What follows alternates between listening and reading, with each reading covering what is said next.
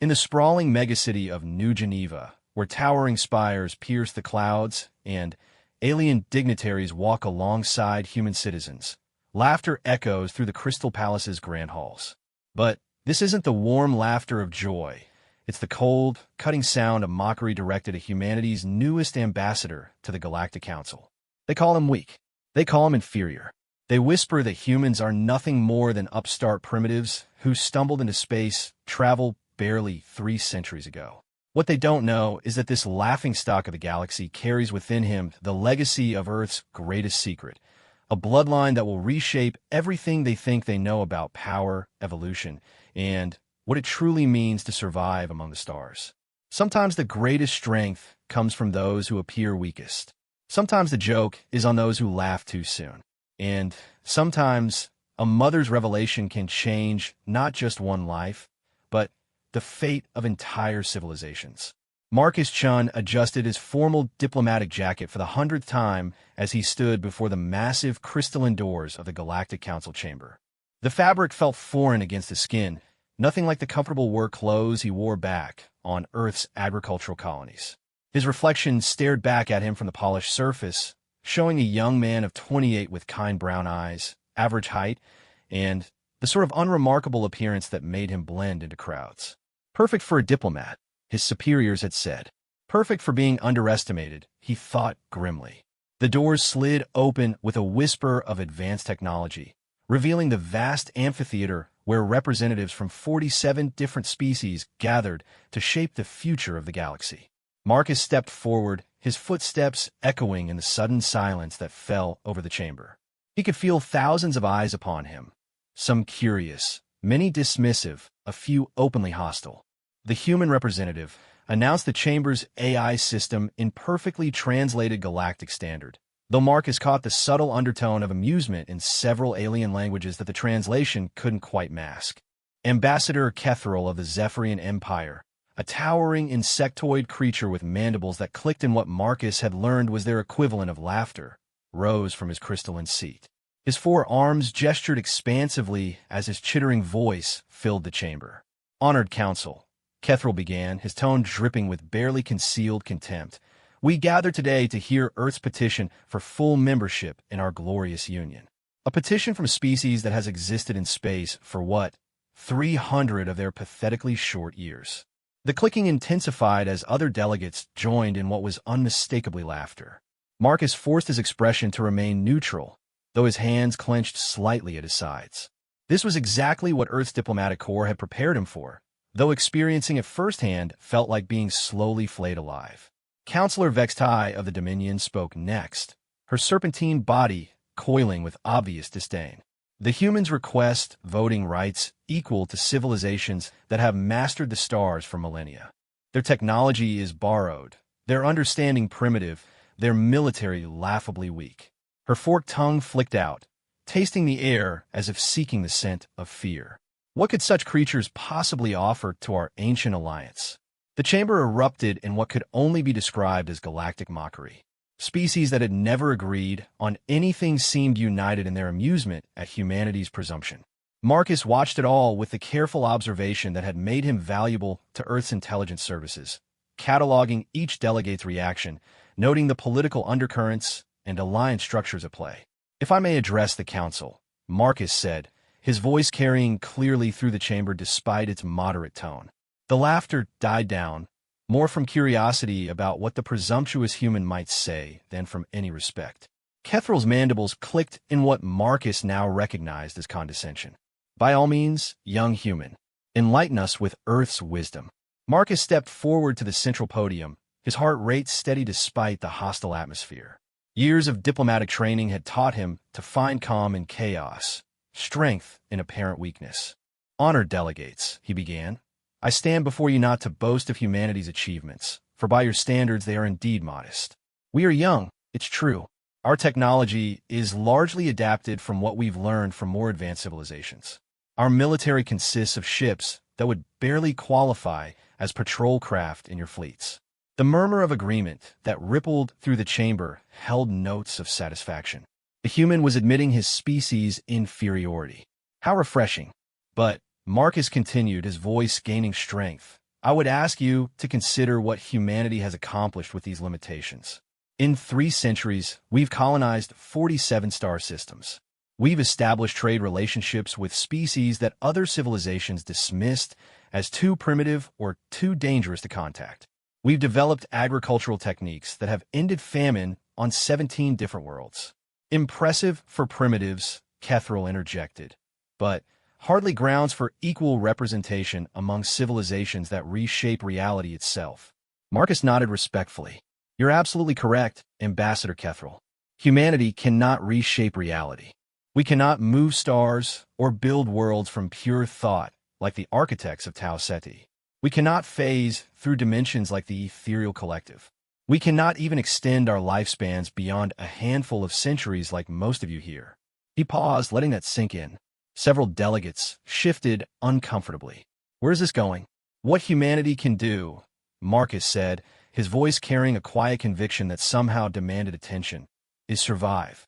When the plague of Andromeda swept through the outer rim, killing billions across dozens of worlds, human medical teams were the only ones willing to enter contaminated zones to treat the dying.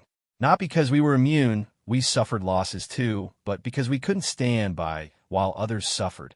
The chamber had grown quiet now, the mocking laughter replaced by something harder to define. When the void crystals destabilized the Kepler array, threatening to collapse a dozen star systems into black holes, human engineers volunteered for the suicide mission to manually stabilize the array. Not because we had the best technology, but because we were willing to sacrifice everything to save others. Counselor Vextai's tail twitched with what might have been irritation.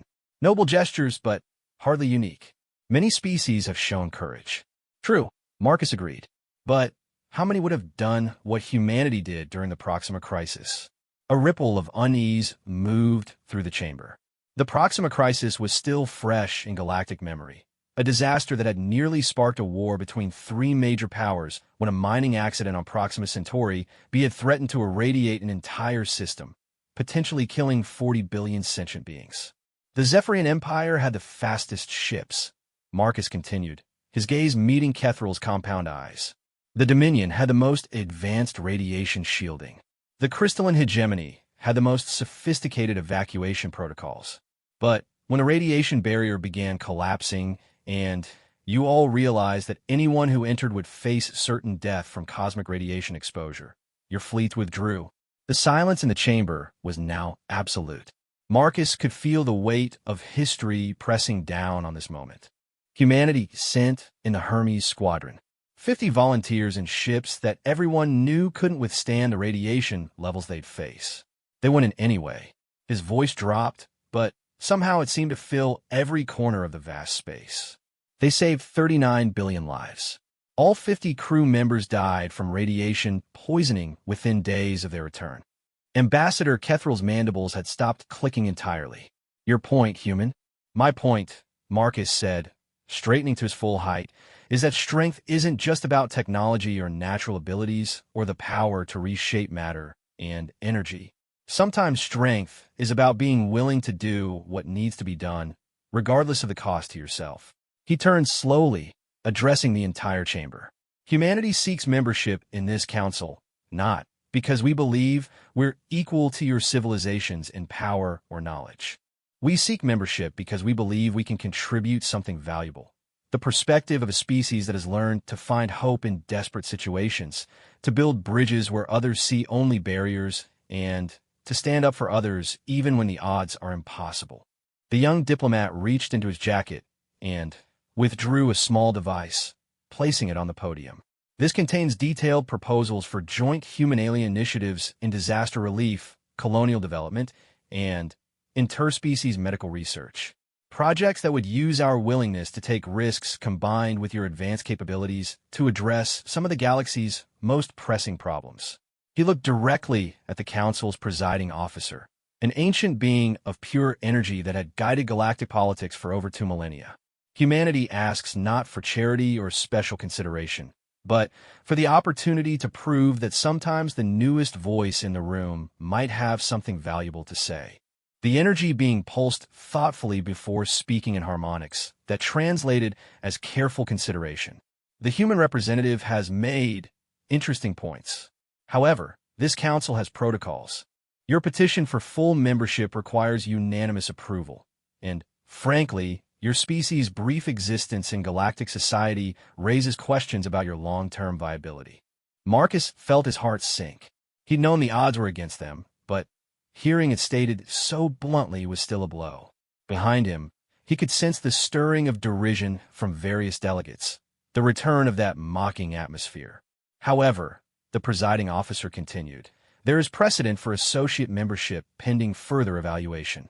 Your species would have limited voting rights and access to certain council resources while proving your commitment to galactic civilization. It wasn't what Earth had hoped for, but it was something. Marcus bowed formally.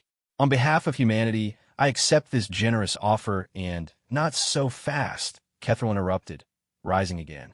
Even associate membership requires majority approval, and I have serious concerns about admitting a species that seems to specialize in noble suicide. The Zephyrian's tone had shifted, become more serious, and somehow more dangerous. The Hermes Squadron incident, while tragic, also demonstrates humanity's tendency toward reckless action.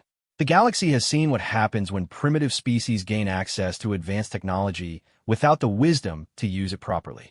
Murmurs of agreement came from several other delegates. Marcus realized that his speech, while moving some, had also triggered concerns he hadn't anticipated. The Zephyrian Empire formally objects to human membership at any level, Kethril declared. Their reckless heroism could destabilize the careful balance we've maintained for millennia. Councillor Vextai's serpentine form coiled in what Marcus was beginning to recognize as satisfaction. The Dominion seconds this objection. Humanity's emotional decision-making has no place in galactic governance. One by one, other delegates voiced similar concerns. The crystalline hegemony worried about human unpredictability. The Tau Ceti architects questioned humanity's long-term strategic thinking. Even species Marcus had thought might be sympathetic expressed reservations. As the votes mounted against them, Marcus felt the weight of failure settling on his shoulders. He'd come here with humanity's hopes and dreams, carrying the trust of billions of people who believed that Earth deserved a voice in galactic affairs. Instead, he'd apparently convinced the galaxy that humans were too dangerous to trust. The presiding officer's energy field dimmed slightly. It appears that the human petition lacks sufficient support for even associate membership. Unless there are any other perspectives to be considered. Marcus stood in the growing silence, his mind racing. There had to be something else, some argument he hadn't made, some angle he'd missed. But as he looked around the chamber at faces that ranged from indifferent to actively hostile, he realized that logic and appeals to moral conscience weren't going to be enough. Actually, came a voice from a gallery. There is another perspective to consider. Marcus turned to see a human woman standing in the observer section, her silver hair catching the chamber's artificial light. She looked to be in her 60s, with the kind of calm confidence that came from years of experience in dangerous situations. What struck him most, though, was that she was wearing the distinctive black uniform of Earth's Deep Space Intelligence Corps, an organization so classified that most humans didn't know existed. And who? Kethril demanded. Are you to interrupt these proceedings? The woman smiled, and Marcus felt a chill run down his spine. There was something in that smile that reminded him of stories he'd heard about apex predators, patient and perfectly controlled. My name is Dr. Elena Vasquez, she said, her voice carrying easily through the chamber without amplification. I'm here to provide some additional context about humanity that might influence your decision. She began walking down the steps toward the chamber floor, her movement fluid and purposeful in a way that suggested extensive military training. You see, there's something about Marcus here, and about humanity in general, that he doesn't even know himself. The chamber buzzed with confusion. Marcus stared at the woman approaching him, trying to understand what was happening. He'd never seen her before in his life, but something about her presence felt familiar in a way he couldn't explain. Dr. Vasquez, the presiding officer intoned, you have no standing to address this council. On the contrary, she replied, producing a crystalline data chip that glowed with authorization codes Marcus recognized as the highest level of galactic security clearance.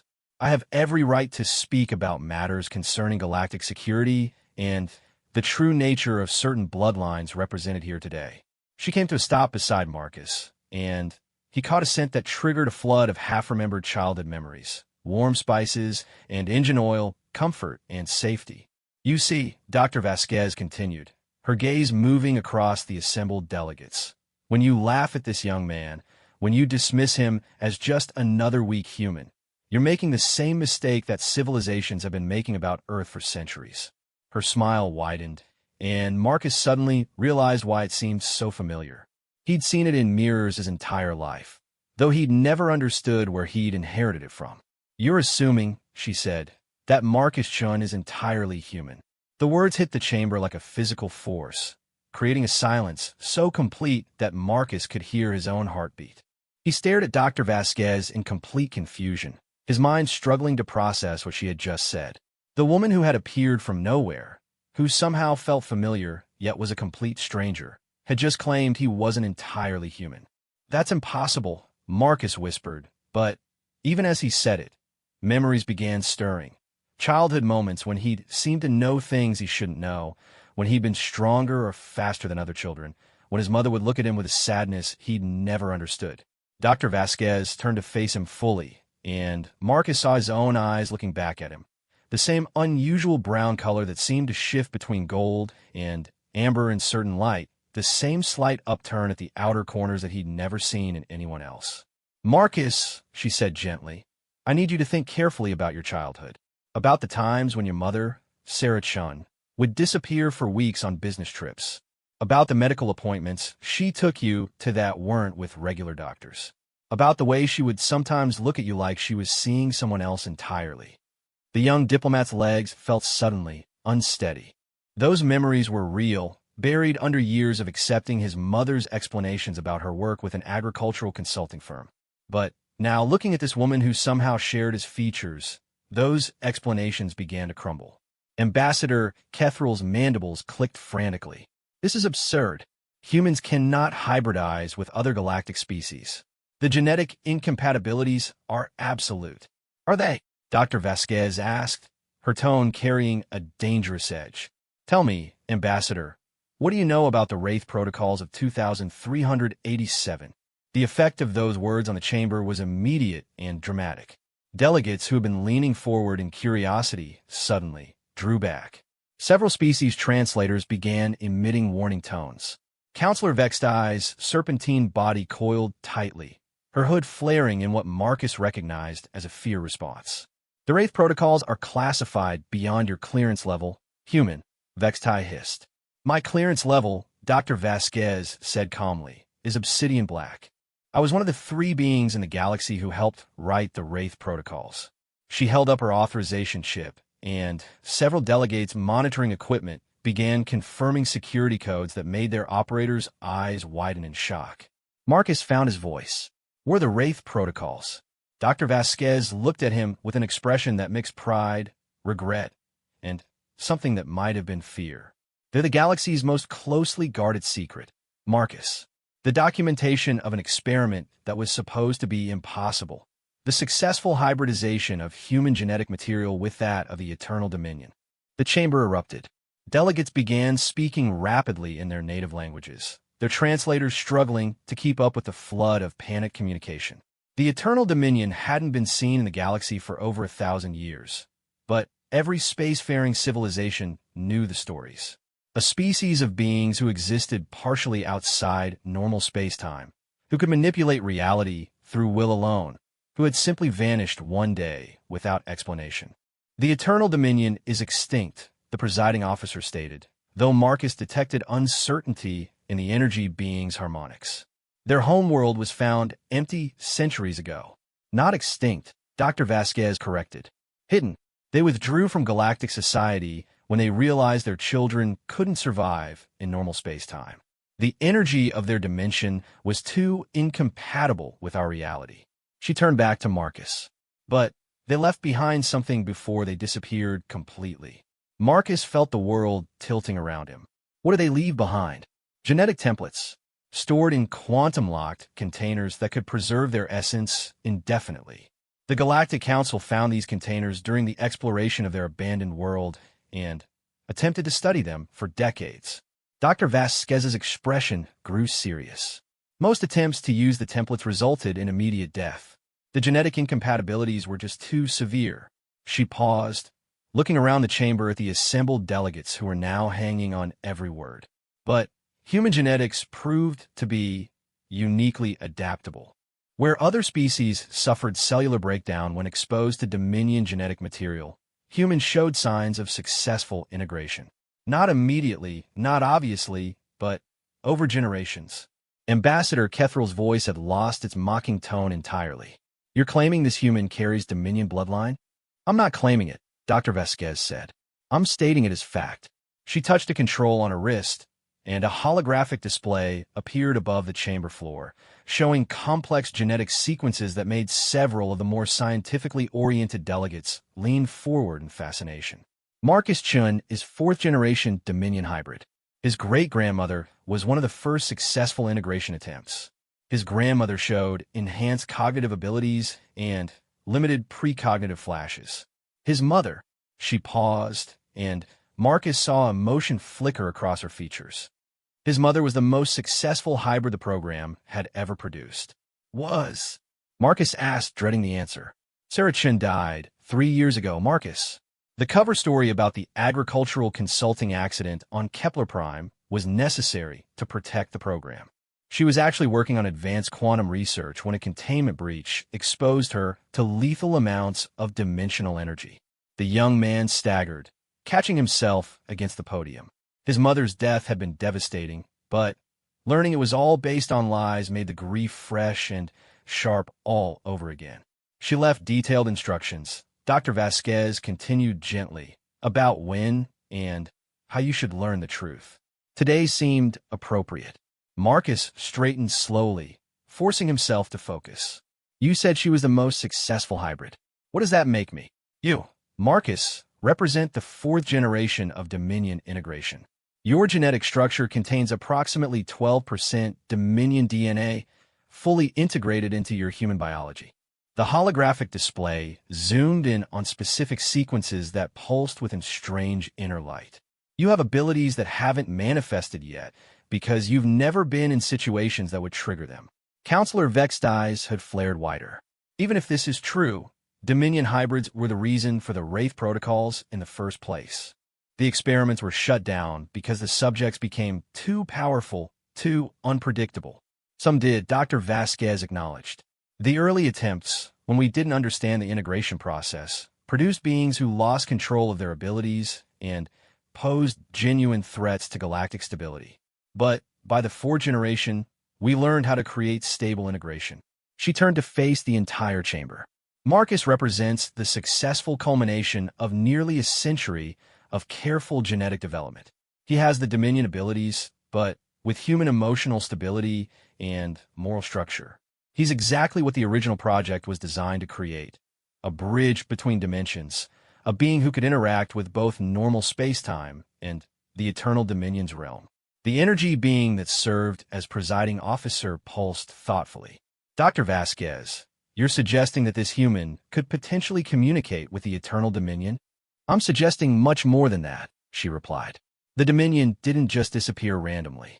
They left because they detected something approaching from beyond our galaxy, something that posed a threat to all-dimensional reality. They've been fighting it for the last 1,000 years in the spaces between dimensions. A chill ran through the chamber. Marcus felt it too, a sudden sense of cosmic dread that seemed to come from somewhere deep in his genetic memory. The threat they detected is almost here, Dr. Vasquez continued. Our long-range sensors have been picking up dimensional distortions at the galaxy's edge for the past 6 months. The Eternal Dominion has been trying to send warnings, but they can't manifest in our reality long enough to communicate properly. She gestured toward Marcus. Except through him. His hybrid nature allows him to perceive dimensional communications that pure humans or pure aliens cannot detect. He's been having the dreams. Haven't you, Marcus? The question hit him like a physical blow. The dreams.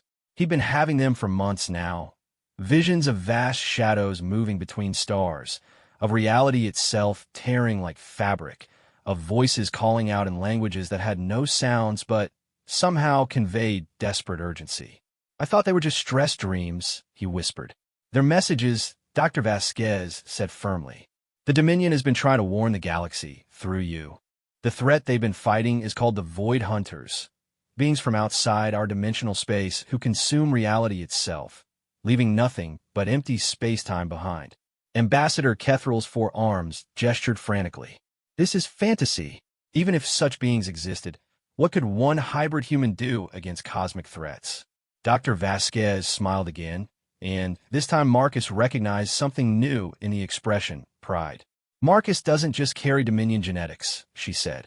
"He carries the activation key for the Dominion's ultimate weapon, a dimensional anchor that can lock the Void Hunters into normal space-time, where they become vulnerable to conventional attack." The chamber fell silent as the implications sank in. "But," she continued, "activating that weapon requires making contact with the Eternal Dominion across dimensional barriers. It requires someone who can survive the transition between realities without losing their sanity or their essential humanity." She turned to Marcus, and he saw his own eyes looking back at him with an expression of infinite compassion. "It requires someone exactly like you, my son." The words hit Marcus like a cosmic explosion. Everything suddenly made sense, the familiar features, the way she moved, the sense that triggered childhood memories. This wasn't just some intelligence officer who knew about his genetics. "You're my mother," he said, his voice barely audible. "Sarah Chun was the woman who raised you," Dr. Vasquez corrected gently, "and she loved you more than her own life. But she wasn't your biological mother. I am." The holographic display shifted, showing genetic comparison charts that left no room for doubt. The match was perfect, unmistakable. "I gave birth to you in a secret facility on Earth's moon," she continued. "Sarah and her husband David volunteered to raise you as their own because they understood the importance of giving you a normal childhood, free from the pressure of knowing your true nature until you were mature enough to handle it." Marcus sank into a nearby chair, his mind reeling. The agricultural accidents, the business trips. Sarah was reporting to me. She was part of the project from the beginning, one of the few people trusted with knowledge of the hybrid program. Every medical checkup, every unusual incident in your childhood, she documented it all so we could understand how your abilities were developing. "And David?" Marcus asked, thinking of the quiet man he called father, who had died in a shuttle accident when Marcus was 15. "David Chun was a good man who gave his life protecting the secret," Dr. Vasquez said softly. "That shuttle accident wasn't an accident. Enemy agents had discovered the hybrid program and were closing in. David led them away from you, and Sarah, sacrificing himself to keep you safe." The young diplomat looked up at the woman who was apparently his biological mother, this stranger who had appeared at the moment of his greatest professional failure to reveal that nothing about his life had been what it seemed. "What are you asking me to do?" he said. Dr. Vasquez looked around the chamber at the assembled delegates, who were listening to every word with rapt attention. "I'm asking you to do what you've always done, Marcus. I'm asking you to be human, to find hope in impossible situations, to build bridges where others see barriers, and to stand up for others even when the odds seem impossible." She paused, letting that sink in. The galaxy is about to face the greatest threat in its history. The Eternal Dominion can provide the weapon needed to stop the Void Hunters, but only if someone can serve as a bridge between dimensions. Someone who combines Dominion power with human determination. Marcus stood slowly, feeling something awakening inside him. Not just the genetic legacy she described, but something deeper. The same drive that had led humans to volunteer for impossible missions, to risk everything to save others, to never give up even when defeat seemed certain. "What exactly would I need to do?" "First," Dr. Vasquez said, "you need to activate your dormant abilities. The process isn't dangerous, but it will change you fundamentally. You'll be able to perceive dimensions beyond normal space-time, to communicate across reality barriers, to manipulate quantum fields through will alone." She gestured to the still silent delegates. "Second, you'll need to convince the Galactic Council to authorize a mission beyond the galaxy's edge, to the dimensional barriers where the Dominion has been fighting the Void Hunters for a millennium." "And third?" Marcus asked, though he suspected he already knew the answer. "Third, you'll need to cross into the Dominion's reality and negotiate an alliance between two forms of existence that were never meant to coexist. You'll need to convince beings who exist as pure thought and energy to trust in the physical galaxy they abandoned centuries ago. Dr. Vasquez's expression grew serious.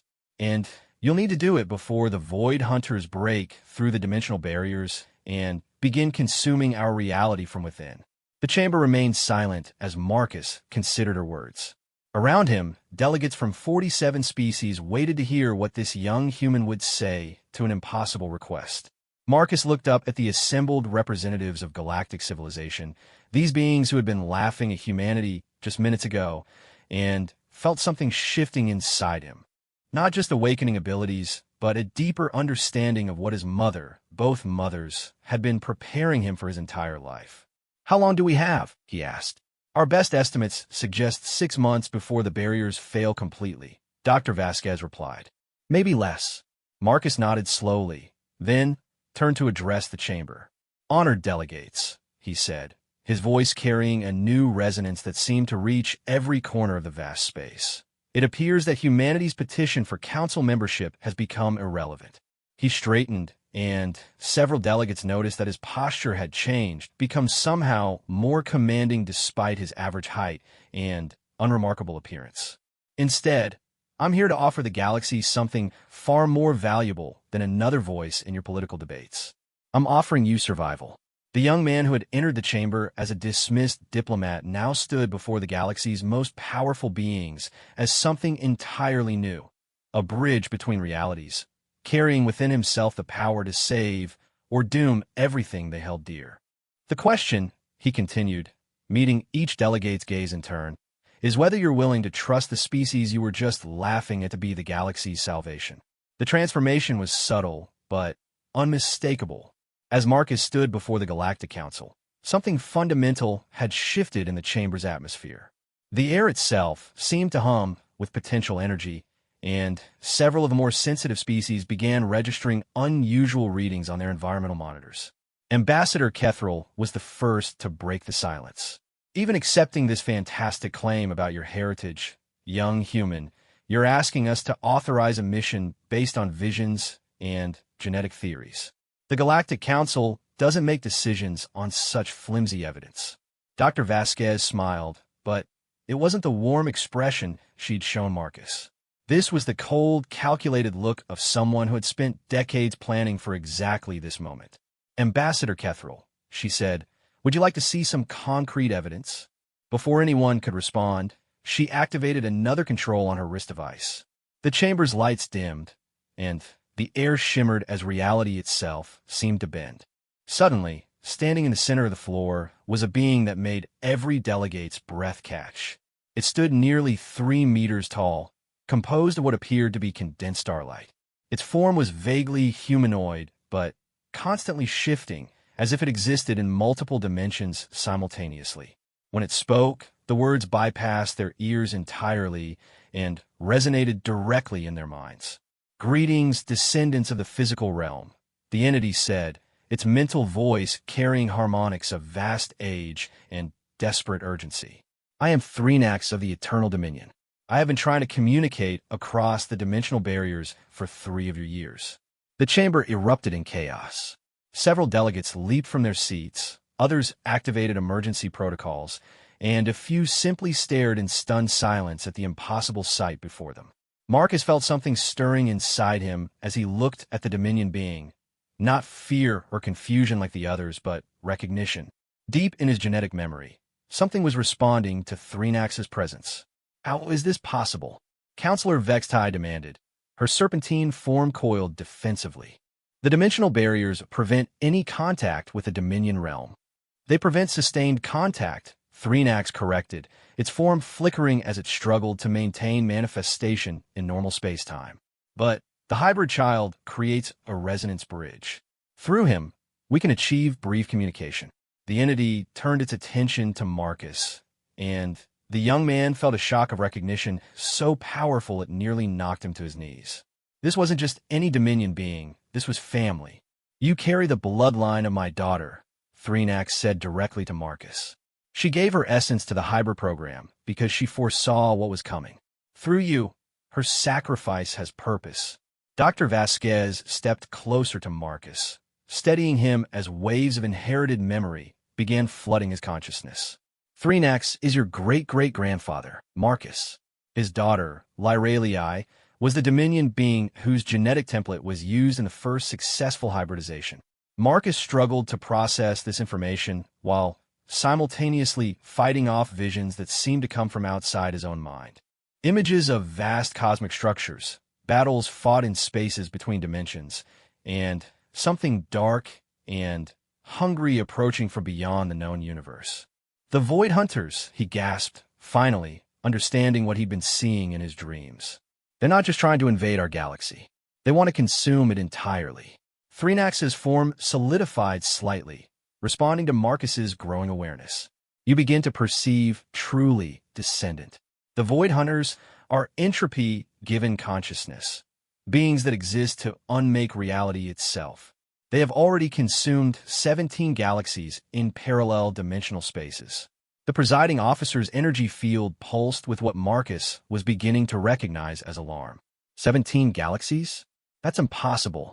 The amount of energy required to destroy even one galaxy would be. They do not destroy, Threenax interrupted. They consume. They feed on the fundamental forces that hold reality together, leaving behind spaces where nothing can exist. Not matter, not energy, not even the possibility of existence. Ambassador Kethral's mandibles clicked frantically. And you claim these beings are approaching our galaxy? Not approaching, Marcus said, his voice carrying new harmonics that seemed to resonate with Threenax's presence. They're already here. They've been probing our dimensional barriers for months, testing for weaknesses. As he spoke, Marcus felt his perception expanding. The chamber around him became translucent, revealing layers of reality he'd never seen before. Behind the normal space-time occupied by the delegates, he could see the dimensional frameworks that supported their existence, and the dark spots where something had been systematically weakening those frameworks. My God, he whispered, seeing the extent of the damage. They're not trying to break through the barriers. They're trying to make the barriers irrelevant by consuming the dimensional structure that supports them. Dr. Vasquez nodded grimly. Show them what you're seeing, Marcus. Let them understand what we're facing. Marcus wasn't sure how he knew what to do, but instinct guided him as he reached out with senses he hadn't known he possessed. The chamber's holographic systems responded to his will, creating a three-dimensional map of local dimensional space that made several delegates gasp in horror. The familiar galaxy they all knew was there, but it was riddled with dark patches, areas where the fundamental forces of reality were being slowly drained away. At the galaxy's edge, massive shadows moved between dimensions, feeding on the quantum foam that supported the structure of space-time itself. Each dark spot represents a system where reality has been partially compromised, Marcus explained, his voice now carrying the same otherworldly harmonics as Threenax's. In another 6 months, maybe less, there won't be enough dimensional stability left to maintain normal space-time. Counselor Vextai's hood had flattened completely against her skull. What happens when the stability fails? Everything ends, Threenax said simply. Not just death, complete cessation of existence. The matter in this galaxy will simply stop being, leaving behind a void that will spread to consume adjacent dimensional spaces. The chamber fell silent as the implications sank in. This wasn't just about galactic politics or species survival. This was about the continuation of reality itself. What can be done? The presiding officer asked. If these Void Hunters are as powerful as you claim, what weapon could possibly stop them? Threenax's form flickered more intensely as the effort of maintaining manifestation began to take its toll. The Eternal Dominion developed a dimensional anchor during our first encounters with the Void Hunters. It forces them to manifest fully in normal space-time, where they become vulnerable to conventional weapons. Why haven't you used it? Ambassador Kethral demanded. Because, Dr. Vasquez answered, it requires someone who can exist in both realities simultaneously. Pure Dominion beings can't survive full manifestation in our space-time, and pure physical beings can't survive crossing into Dominion reality. She gestured toward Marcus. It requires a hybrid, someone who can serve as an anchor point between dimensions while carrying the activation protocols that only Dominion genetics can process. Marcus felt the weight of destiny settling on his shoulders. How does it work? You must travel to the dimensional anchor's location and personally activate it, Threnax explained. But the anchor exists in a space between realities, a place where the Void Hunters have been focusing their attacks. The journey alone will test every aspect of your hybrid nature. And if I succeed in activating it, the Void Hunters within our galactic cluster will be forced into normal space-time, where the combined fleets of all galactic civilizations might be able to destroy them, Dr. Vasquez said. But, Marcus, you need to understand, the activation process will fundamentally change you. You'll become something that exists partially in both realities. You'll never be entirely human again. Marcus looked around the chamber at the assembled delegates, these beings who had been mocking humanity less than an hour ago. Now, they were looking at him with expressions that ranged from desperate hope to barely controlled terror. "What does the Council say?" he asked. "Are you willing to authorize a mission to save the galaxy, knowing that it depends entirely on trusting the species you just voted to exclude from your alliance?" The energy being that presided over the Council pulsed thoughtfully. "The evidence presented is compelling, but such a mission would require unprecedented cooperation between all galactic civilizations. Resources, ships, personnel, everything would need to be coordinated on a scale never before attempted. More than that," Counselor Vextai added, "it would require absolute trust in young Marcus here. If he fails, or if his hybrid nature proves unstable during the activation process, the consequences could be catastrophic." Ambassador Kethral's forearms gestured uncertainly. "And if we refuse? If we decide the risk of trusting an untested hybrid is too great?" Threnax's form began to fade as his manifestation time ran out. "Then, in 6 months, there will be nothing left to trust or distrust. The choice is simple: risk everything on hope or lose everything to certainty."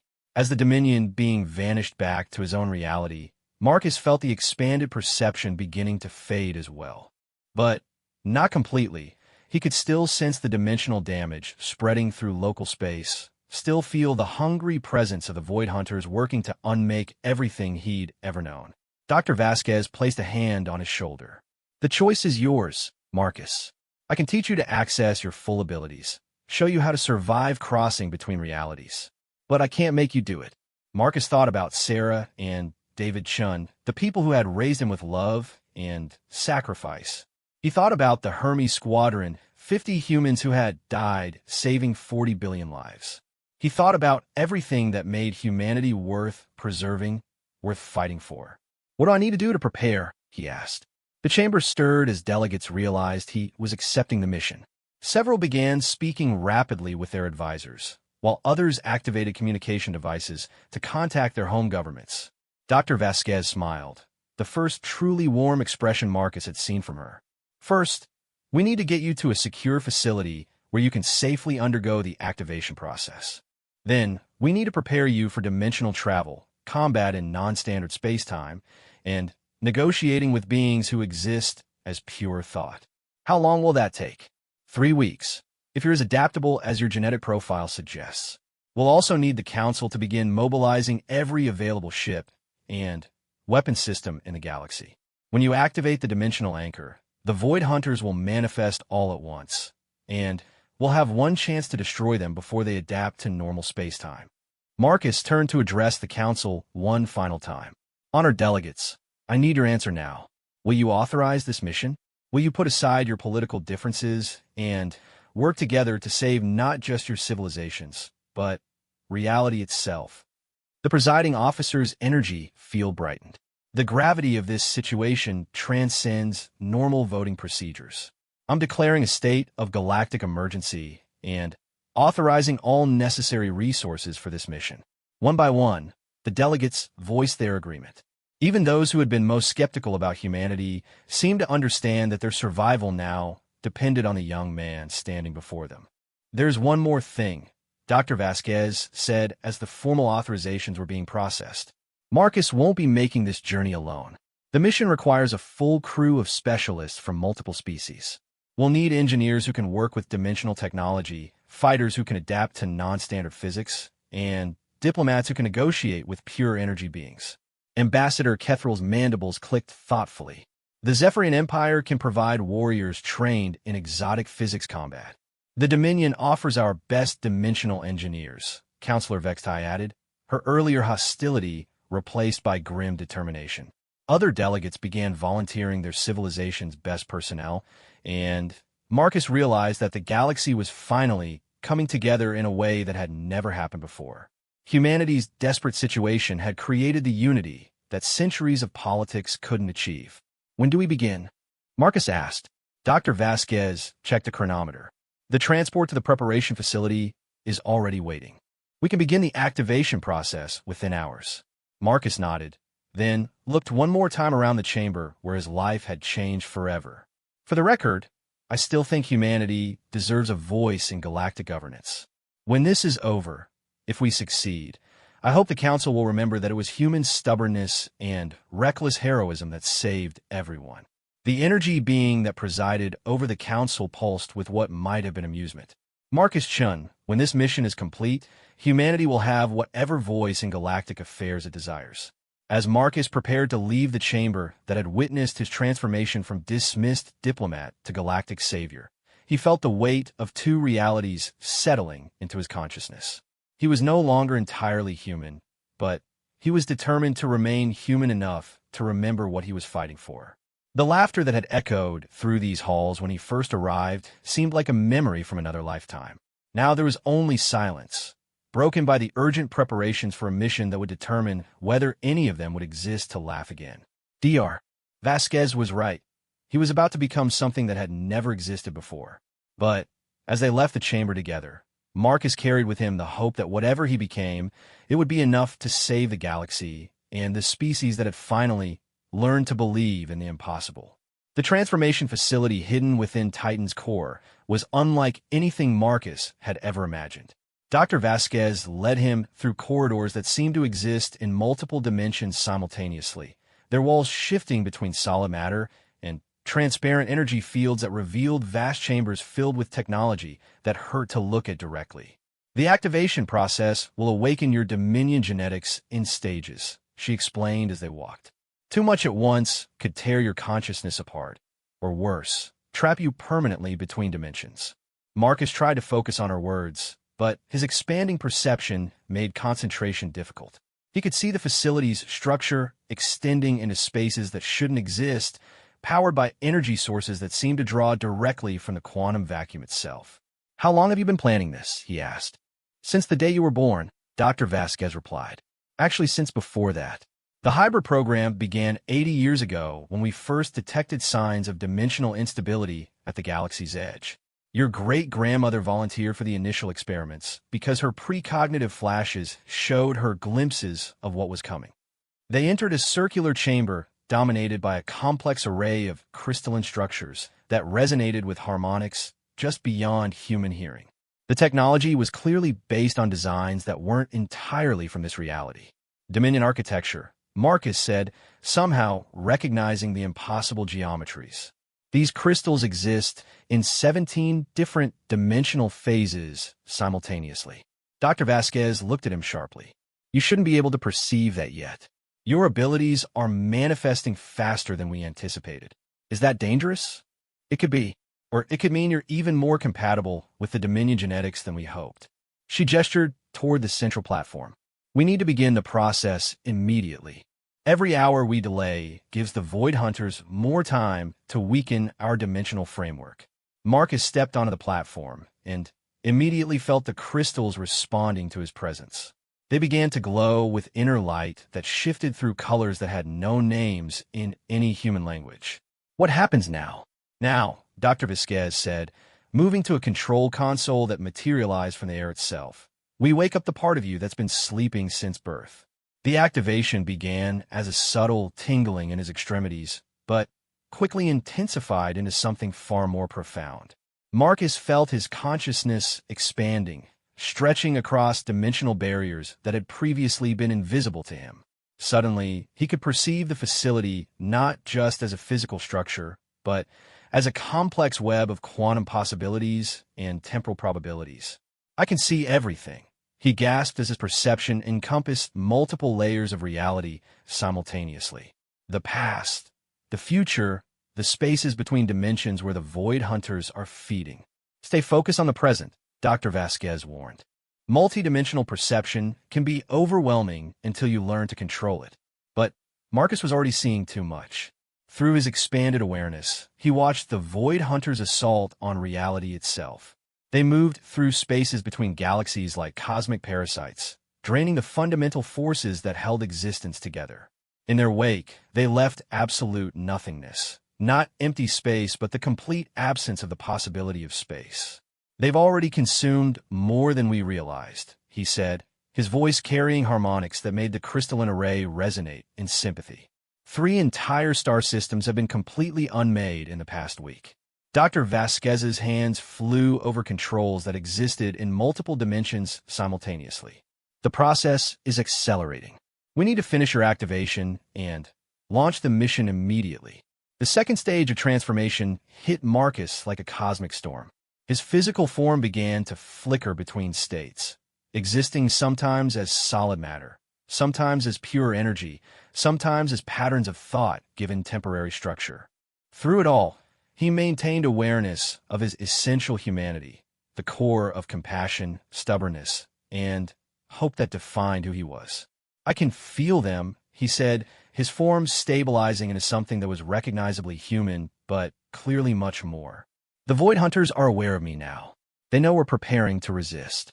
Let them come, Dr. Vasquez said grimly. The facility is shielded by quantum barriers that should hide us until the activation is complete.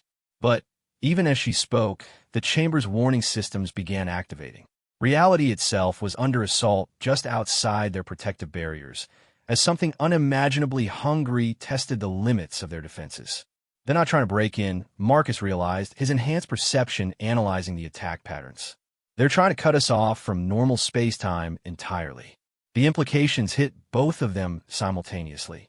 If the Void Hunters isolated the facility in a pocket dimension, Marcus would never be able to reach the dimensional anchor, and the galaxy would fall without any resistance.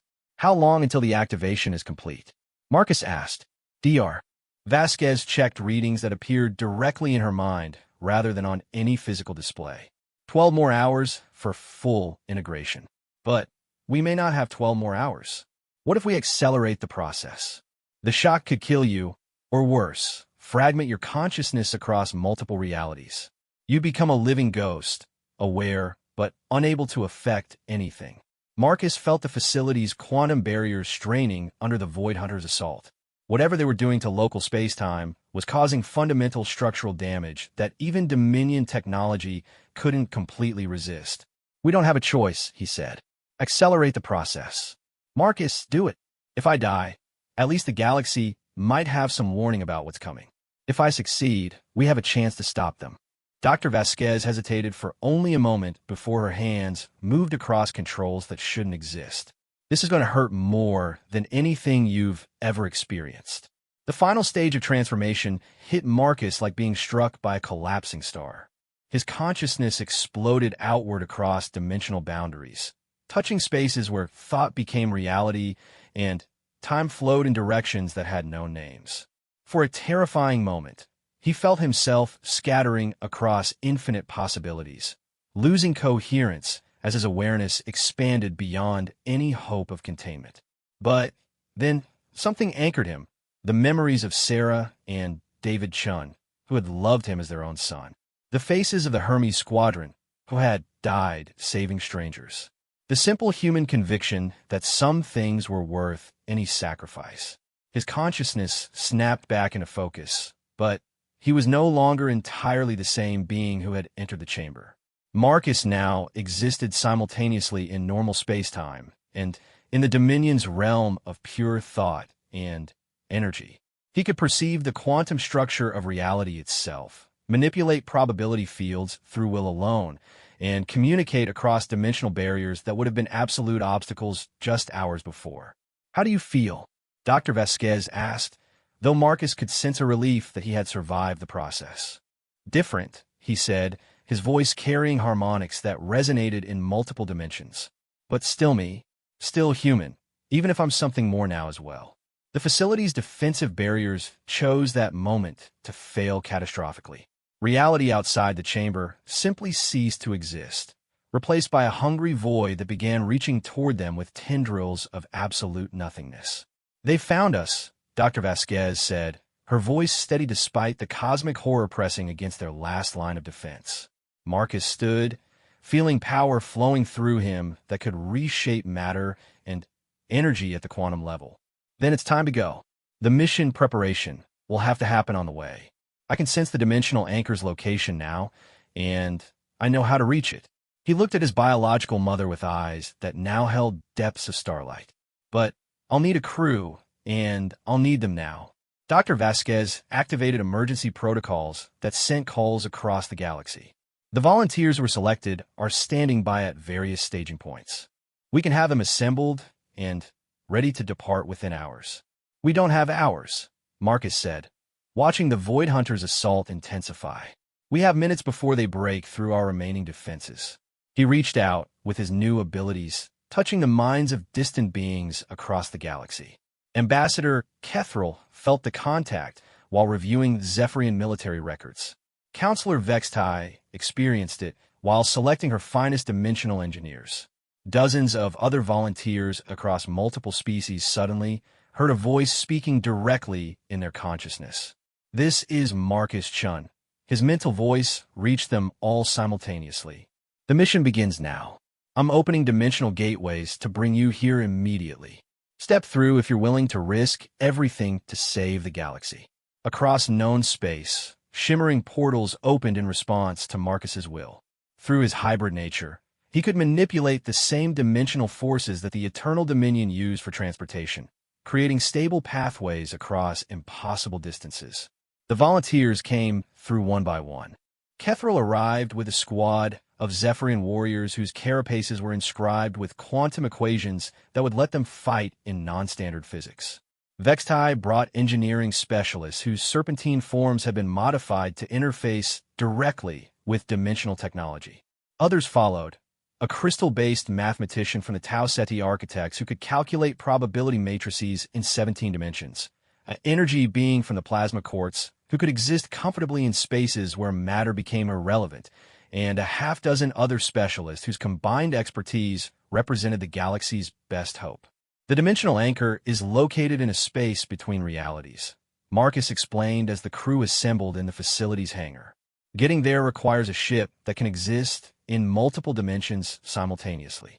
Dr. Vasquez gestured toward a vessel that seemed to phase in and out of visibility. "The Quantum Meridian, built using Dominion technology and human engineering.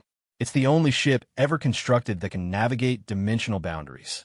Marcus felt his enhanced perception analyzing the ship's exotic structure. It was beautiful and impossible, existing as much as a mathematical concept as a physical object. "How long to reach the anchor?" Kethril asked, his mandibles clicking with nervous energy. 3 days through normal space-time," Marcus replied. "But we'll be traveling through dimensions where time doesn't flow normally.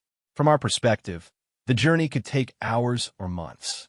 Counselor Vex's eyes had flared as her equipment detected massive energy signatures approaching the facility. "Whatever we're going to do, we need to do it now. Those readings suggest something the size of small moon is moving toward us through dimensional space." Marcus nodded, feeling the Void Hunter's presence growing stronger by the moment. "Everyone aboard. We leave immediately." As the crew boarded the Quantum Meridian, Marcus took one last look at the facility where he had completed his transformation from human diplomat to galactic guardian. The space around them was already showing signs of dimensional decay as the Void Hunter's assault intensified. Dr. Vasquez stood at the hangar entrance, her expression mixing pride and fear. "Remember who you are, Marcus. No matter what you become out there, remember that your humanity is what makes this mission possible." "I will," he promised, though they both knew that the being who returned from this mission might bear little resemblance to the young man who was leaving. The Quantum Meridian's engines activated with a sound like reality itself singing. Marcus felt the ship responding to his hybrid nature, its dimensional drives synchronizing with his dual existence in both physical and energy realms. Dimensional transition in 10 seconds, he announced to the crew. Once we cross into the space between realities, there's no turning back. Through the ship's exotic sensors, Marcus watched the Void Hunters break through the facility's final defenses. The hidden base where he had discovered his true nature simply ceased to exist, erased so completely that even the memory of its existence began to fade from normal space-time. But they were already gone, sliding between dimensions toward a destination that existed in the spaces between thoughts. Behind them, the galaxy they were trying to save continued its slow spiral toward absolute nothingness. Ahead lay a journey through realities where the normal laws of physics were merely suggestions, and where the fate of existence itself would be decided by a young man who was no longer entirely human. The quantum meridian disappeared from normal space-time just as the first Void Hunter manifested fully in the location where the facility had been. The cosmic parasite found only empty space where its prey had been moments before, but its hunger was patient and eternal. It would continue feeding on reality itself until either it consumed everything that existed or something found a way to stop it. In the space between dimensions, Marcus Chun began the final phase of his journey toward becoming the bridge between realities that the galaxy desperately needed. The space between dimensions defied every natural law Marcus had ever known. Through the quantum meridian's transparent hull, he watched realities flow past like streams of liquid light, each one containing entire universes with their own physics, their own definitions of what was possible. How much farther? Ambassador Kethril asked, his warrior's instincts clearly struggling with an environment where traditional combat meant nothing. Marcus consulted senses that had no human names. We're close. The dimensional anchor exists in a nexus point where 17 different realities intersect. It should be visible soon. Counselor Vextai's engineering team worked frantically at stations that reconfigured themselves based on which dimension they were currently passing through. The ship's structure is holding, but prolonged exposure to multidimensional space is causing quantum degradation. We have perhaps 6 hours before the hull loses coherence entirely. That should be enough, Marcus said, though privately he wondered if anything would be enough for what they were about to face. Through his hybrid perception, he could sense the Void Hunter's presence growing stronger as they approached the anchor point. Whatever they found there, they wouldn't find it undefended. The dimensional nexus appeared gradually, like a structure emerging from deep water. At first, Marcus could only see fragments, crystalline formations that existed in multiple realities simultaneously, connected by energy bridges that spanned impossible geometries. But as the quantum meridian drew closer, the full scope of the dimensional anchor became clear. It was vast beyond comprehension, a construct that existed simultaneously in 17 dimensions, each layer serving a different function in the complex mechanism designed to lock the Void Hunters into normal space-time. At its heart, Marcus could sense a consciousness of incredible age and power, one of the original Eternal Dominion, who had sacrificed its freedom to serve as the anchor's guardian. By the void, whispered the crystal mathematician from Tau Ceti, its geometric form shifting to accommodate perceptions that strained its advanced intellect. The mathematical elegance is beautiful beyond description. This isn't just a weapon. It's a work of art that spans multiple dimensions. But Marcus was already detecting the damage that made his heart sink. Dark patches spread across the anchor's structure like a cosmic disease, places where the Void Hunters had been systematically destroying the delicate balance that held the mechanism together. They've been working on it for centuries, he said, his enhanced vision analyzing the extent of the sabotage. Every time the Eternal Dominion tried to activate the anchor, the Void Hunters corrupted another section. Kethril's mandibles clicked with aggressive determination. Then we fight our way through them and repair whatever they've damaged. It's not that simple, Marcus replied, watching shadows move between the anchor's crystalline structures. The Void Hunters here aren't like the ones attacking our galaxy. These are the original entities, beings of pure entropy that have been feeding on the dimensional barriers for over 1,000 years. They're infinitely more powerful than anything we've encountered. As if responding to his words, the shadows detached themselves from the anchor's structure and began moving toward the quantum meridian. Marcus felt his consciousness recoil from contact with their absolute emptiness. These weren't creatures that merely consumed matter and energy, but beings that unmade the very concept of existence wherever they passed. Evasive maneuvers, he ordered, though he knew conventional tactics would be useless against enemies that existed outside the normal framework of space and time. The ship's pilot, an energy being from the plasma quartz, flowed through dimensional controls that reconfigured reality around them. The quantum meridian phase-shifted through multiple dimensional layers, tried to avoid direct contact with the approaching void hunters. But the ancient entities were patient and methodical. They didn't pursue the ship directly. Instead, they began systematically destroying the dimensional pathways that would allow the meridian to reach the anchor. "They're cutting off our approach routes," Counselor Vextai reported. "At this rate, we'll be trapped in a dimensional dead zone with no way to reach our objective." Marcus felt the weight of decision pressing down on him. Everything they had worked for, everything the galaxy was counting on, came down to this moment.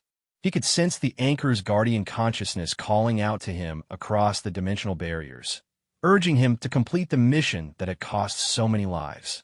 "I'm going to have to go alone," he said finally. The crew turned to stare at him. "That's suicide," Kethril stated flatly. "No one can survive direct exposure to those entities. No one entirely physical can survive it." Marcus corrected. "But I'm not entirely physical anymore." Dr. Vasquez had been right. The activation process had fundamentally changed him. Marcus existed now as much in the Dominion's reality as in normal space-time. While that made him vulnerable in some ways, it also gave him capabilities that no purely physical being could possess. The dimensional anchor requires someone who can exist in both realities to activate it, he continued. Someone who can interface with Dominion technology while maintaining enough physical coherence to operate in normal space-time. Counselor Vextai's serpentine form coiled with anxiety. "Even if you can reach the anchor, how do you plan to repair the damage the Void Hunters have caused?" "Our analysis shows that entire sections of the mechanism have been completely unmade." Marcus smiled, and for a moment the expression carried echoes of both his mother's, Sarah Chin's quiet determination, and Elena Vasquez's dangerous confidence. "I don't need to repair the damage. I need to become the missing component." The implications hit the crew simultaneously. Marcus wasn't planning to activate the dimensional anchor. He was planning to merge with it, using his hybrid nature to replace the destroyed sections with his own consciousness. "You'll die," Kethril said bluntly. "Maybe," Marcus acknowledged. "Or maybe I'll become something new entirely. Either way, the anchor will function, and the galaxy will have a chance." He moved toward the ship's dimensional transporter, a device that could project consciousness across reality barriers while maintaining quantum coherence. "When I activate the anchor, every void hunter in this galactic cluster will be forced into normal space-time simultaneously. You need to get back to our galaxy and coordinate the defense." "How will we know if you've succeeded?" the crystal mathematician asked. "Trust me," Marcus said, his form already beginning to phase between dimensions. "You'll know." The transporter engaged, and Marcus felt his consciousness separating from physical form entirely. He became pure thought and will projected across the dimensional barriers toward the anchor's heart. Behind him, the quantum meridian began its emergency retreat, carrying the crew back toward normal space-time and the galaxy they were all fighting to save. The journey to the anchor's core took Marcus through spaces where mathematics became music and emotion took on physical weight. He passed through the feeding grounds of the ancient void hunters, feeling their absolute hunger pressing against his consciousness like cosmic acid. Only his hybrid nature allowed him to maintain coherence in their presence. The Dominion component of his being existed in a state they couldn't directly consume, while his human determination provided an anchor point that prevented his complete dissolution. At the anchor's heart, he found the guardian consciousness waiting for him. The being that had once been called Threnodel of the Eternal Dominion had spent over a millennium alone in the space between realities, slowly losing coherence as the Void Hunters corrupted the mechanism it was sworn to protect. Child of two worlds, Threenodel's mental voice carried exhaustion beyond mortal comprehension. "You have come at last." Marcus felt his consciousness touching the vast intellect that had designed the dimensional anchor. Through that contact, he understood the full scope of what needed to be done. The anchor wasn't just a weapon. It was a key that would lock the Void Hunters into a state of existence where they could be destroyed by conventional forces. But the key was broken, its delicate quantum matrices corrupted by centuries of entropy. Repairing it would require someone who could exist in all the necessary dimensional states simultaneously, while providing the conscious will to maintain the anchor's complex functions. "I understand," Marcus said, feeling his hybrid nature responding to the mechanism around him. "I know what I need to do." "The transformation will be permanent," Threnadel warned. "You will become part of the dimensional structure itself. Your consciousness will span realities, but you will no longer be able to exist entirely in any single dimension." Marcus thought of the galaxy behind him, of billions of beings who would cease to exist if the Void Hunters continued their consumption of reality. He thought of Sarah and David Chun, who had given their lives to protect him. He thought of his biological mother, who had engineered his existence for exactly this purpose. "Do it," he said. The fusion began slowly, Marcus's consciousness expanding to fill the gaps left by the anchor's damaged components. He felt his awareness stretching across 17 dimensions simultaneously, each layer of his being taking on specific functions in the cosmic mechanism. The process was agonizing and transcendent at the same time. Marcus experienced himself becoming something larger than human, while somehow remaining essentially human at his core. His consciousness became the intelligence that guided the anchor's functions, while his hybrid nature provided the bridge between realities that made activation possible. As the transformation completed, Marcus felt the dimensional anchor coming online for the first time in centuries. Power flowed through quantum channels that had been dark since the last failed activation, building toward the moment of release that would change everything. Through his expanded perception, he could sense the Void Hunters' alarm as they realized what was happening. The ancient entities moved to stop him, their entropy touch reaching for the newly restored mechanism.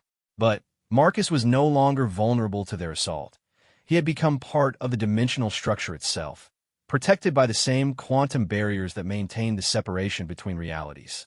"Goodbye," he whispered across the dimensional barriers to the crew of the Quantum Meridian, now safely returned to normal space-time. "Remember that this was humanity's choice."